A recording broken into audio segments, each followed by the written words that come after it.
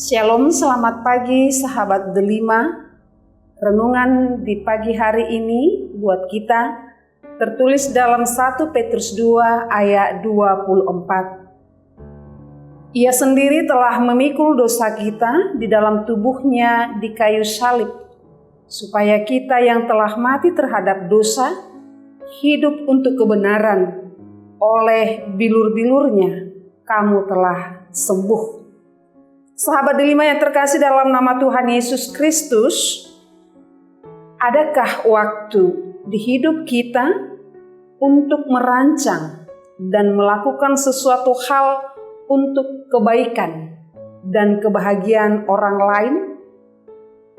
Atau apakah kita hanya sibuk memikirkan bagaimana agar hidup kita sukses dan bahagia, sehingga melupakan orang-orang yang ada di sekitar kita? Egosentris telah merasuki banyak orang, bukan hanya kalangan muda, tapi juga kalangan tua. Bukan hanya kalangan rendah, tetapi juga orang-orang yang punya kemampuan. Bukan pula hanya masyarakat biasa, tetapi juga kalangan rohaniawan yang menamakan dirinya sebagai pengikut Kristus. Kita seolah-olah amnesia dan lupa dengan apa yang diinginkan Allah kita perbuat jika kita hadir di dunia ini, yakni supaya kita mempersembahkan hidup kita demi kebaikan manusia dan demi kebaikan alam semesta sebagai lambang ketaatan kita kepada Tuhan. Di pagi hari ini kita diajak untuk senantiasa meneladani Kristus Tuhan kita yang bertindak untuk melakukan kebahagiaan, bertindak untuk melakukan kebaikan manusia. Bahkan Allah tidak pernah merancang supaya manusia itu mendapatkan malapetaka, supaya dia mendapatkan hal-hal yang buruk. Tetapi Allah senantiasa merancang supaya manusia itu hidup di dalam kebahagiaan, hidup di dalam kesuksesan. Dengan segala kuasanya, Ia selalu memberikan hal-hal yang membuat manusia itu sejahtera. Namun seringkali manusia gagal menjadi abdi Allah. Manusia semakin menjauhkan diri dari hadapan Allah dengan melakukan berbagai kejahatan dan dosa. Dalam situasi demikian pun, Allah tetap mengasihi manusia. Dan Allah sering menegur, mengingatkan melalui firman-Nya. Karena Allah tidak menginginkan kebinasaan manusia karena dosa dan pelanggarannya. Sejatinya manusia yang harus memikul dosa-dosanya.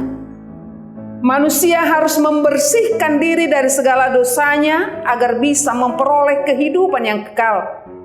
Sebab dengan dosa, upah manusia adalah maut atau kematian kekal. Usaha manusia untuk menjadi sempurna dengan menanggalkan segala dosa tidak mungkin terjadi. Satu-satunya cara membersihkan manusia dari keberdosaannya adalah menjadikan Yesus memikul dosa di kayu salib. Hal ini dirampungkan Kristus di dalam dirinya di kayu salib.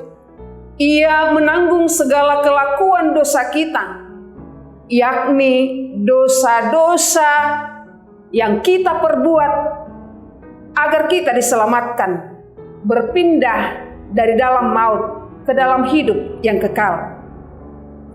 Kristus di kayu salib bukan hanya membereskan aspek dosa kita, tetapi menyalibkan manusia lama kita, agar tubuh dosa kita kehilangan fungsinya, sehingga kita tidak perlu lagi diperbudak oleh dosa. Kristus mengambil dosa-dosa kita ke dalam tubuhnya sendiri dan membawanya pergi naik ke bukit Kalpari. Inilah yang disebut dengan substansi atau penggantian penebus. Dia yang tak bernoda rela menebus kita. Karena itu sebenarnya yang harus kita lakukan adalah berbuat baik dan kebenaran. Sebab tujuan Allah menjadikan kita bersih adalah untuk hidup di dalam kebenaran, melakukan tindakan pengorbanan untuk orang lain. Karena dengan kasih setianya juga kita telah disembuhkan, dan dengan kasih setia juga kita harus membawa orang lain supaya terselamatkan. Amin.